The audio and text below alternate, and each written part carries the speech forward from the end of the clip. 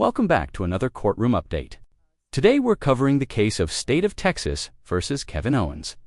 This case involves several important developments: a lawyer requesting to withdraw, questions about financial hardship, and multiple courtroom motions that could affect the outcome.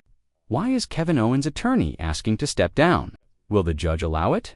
And what could this mean for the future of the case? Let's break down the key moments, the legal rulings, and what might happen next. Via third party or directly? Oh, just 1 second. Let me call the case and then we'll. All right. Court is calling 2021 CR 1906, State of Texas versus Kevin Owens. Could I have parties announced for the record for the state? Hank Wilkins for the state, Your Honor. Defense. Orlando Castaño for defense. And are you Kevin Owens?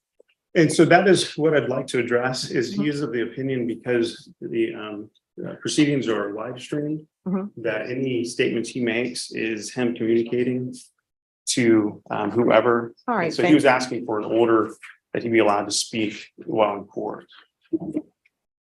I mean, I'm asking you a question. So obviously I want you to speak. Are you Kevin Owens? That's either yes or no. Yes. All right. So there has been a motion to withdraw attorney. Yes, Judge. All right. And so I also followed the motion to modify conditions. I'm not sure whether you want to address both. Well, let's address the motion to withdraw first, and then we'll see if we get to the other motion. I've represented Mr. Owens now for just over 2 weeks. We met last week at my office, and during the duration of my representation, he and I have had differences in regards to how to proceed on this case. There has been, I believe, a strong difference in opinion on how to proceed. He's asked me to do things that I do not agree with. And in that disagreement, because I've not wanted to move forward the way he's asked me to, he's notified me in writing that I was fired. And so he asked me to file a motion to withdraw. Here's where the tension spikes. Kevin's attorney has officially asked to withdraw from the case, claiming fundamental disagreements with his client. In legal terms, this isn't just a casual dispute.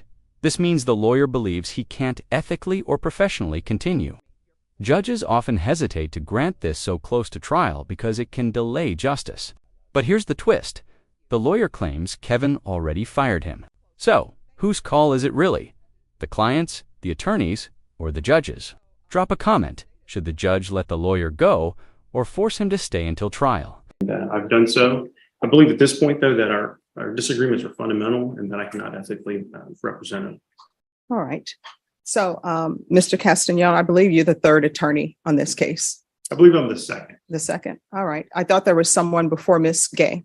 Ms. Gay, and I believe she was the first lawyer on this. Let's see.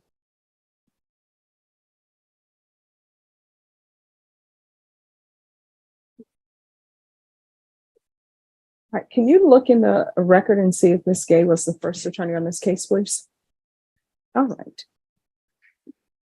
So this is scheduled for trial October 9th. So your motion to withdraw will be denied. Mr. Owens, if you wish to hire another attorney, you're more than welcome to do so. But whoever that attorney is, they're going to need to be ready for jury trial on October 9th. So, and just like that, the judge shuts it down. Motion denied. This means, despite all the drama, the lawyer stays on the case, at least for now. And the trial date. Locked in for October 9th, no delays, no excuses. The judge is clearly sending a message. The justice system keeps moving, whether the defense team agrees or not. But here's the question. How effective can an attorney be when the client doesn't want him? Legal experts debate this all the time.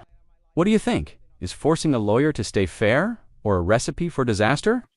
Judge, I don't believe I can ethically, again, as I stated, represent Mr. Owens. And I believe that eventually he not wanting my representation, I believe that this is an issue that's an appealable issue. And I don't believe that I can ethically be his attorney at this point. all right, motion is denied. The next motion is the motion to modify or delete bond conditions. Yes, Judge. All right. Counsel, you want to address that? Yes, Judge. We've asked, my client is indigent, as you know, that I have been appointed on this case. And previously, I believe Ms. Gay was appointed. I'm not certain of that, but I do know that I have been assigned to represent him. He's asking that his GPS fees be waived because he is indigent. I did not put this in the motion. I forgot to add this, but I did speak to the state in regards to his request. He also would like to have drug test fees waived because he is indigent. And so he has recently had to provide a drug test, and it cost him $10, and he's struggling to have money. He's not been able to work. The other issue he's asked me to address is that he'd be allowed to have tracking only. And the facts of this case do not demonstrate that he has gone to any individual's business, home. These were all through electronic communications. And so I do not believe that GPS is necessarily something that's going to prevent any of those types of issues. So we'd ask that tracking be allowed. He's been having a difficult time finding employment. And he did recently find employment with Toyota, but his understanding is that he has to have the employer come in and testify as to his employment. And because of that, that was prohibitive, and he was not able to maintain that employment. And so, that condition, if the court does not wish to allow him tracking only, we'd ask that that be removed, or in lieu of in-person testimony, that there be some type of ability for an email with company letterhead or something acknowledging that he has been employed. Because he is indigent, he has not been able to retain his own attorney. He can't afford GPS fees, and so it's important that he gets out there. Now the case takes a financial turn. Kevin's defense argues he's indigent, meaning too broke to afford basic court costs like GPS monitoring and drug tests. These aren't optional. They're court-imposed conditions meant to ensure compliance. But if someone literally can't pay, does justice risk becoming a privilege for the wealthy? The prosecutor agrees on waiving some fees, but insists on keeping full GPS tracking, saying it keeps the community safe. Here's the debate for you. Should financial hardship reduce restrictions, or are public safety measures non-negotiable no matter what? Be inappropriate.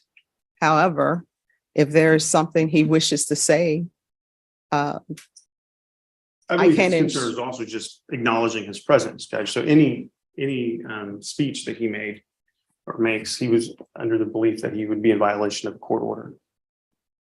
No, I never put a court order in place that he could not talk. But I will say this. I can't give you any legal advice, but I know that anyone who had a criminal case or any type of legal case would perhaps want to speak to their attorney before they decided to speak to the court. But that's completely up to your relationship with your attorney. So I think that's overly broad.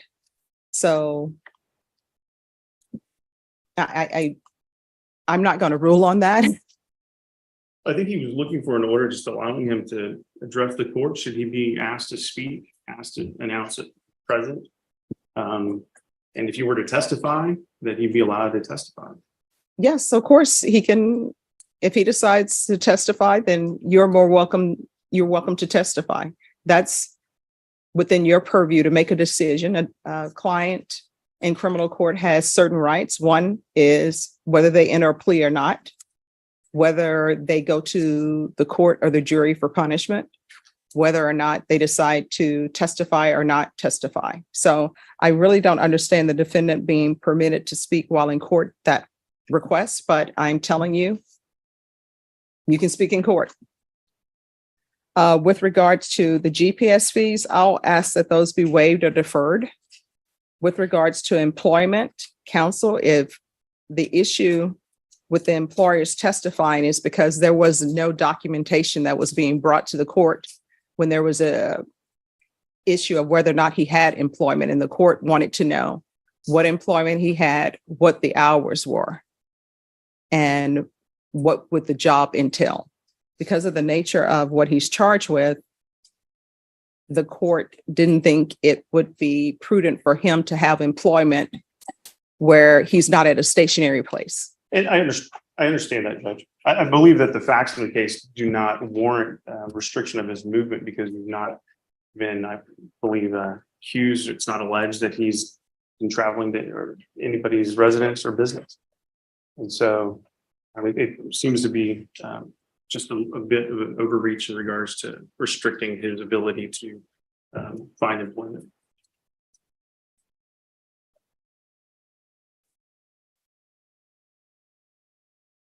All right, so I'm going to order that he has to provide proof of employment, and that includes his work schedule. And so just to clarify, when you say provide proof, would an email from the letter or a letter from the employment with letterhead, would that be sufficient proof? But it'd have to have what his work schedule Correct. is. Yes, and counsel, I'll depend on you as an officer of the court to verify that that is Absolutely. correct. All right. Just so I'm 100% clear that you're not requiring that his employer come in and testify to such. No. Okay.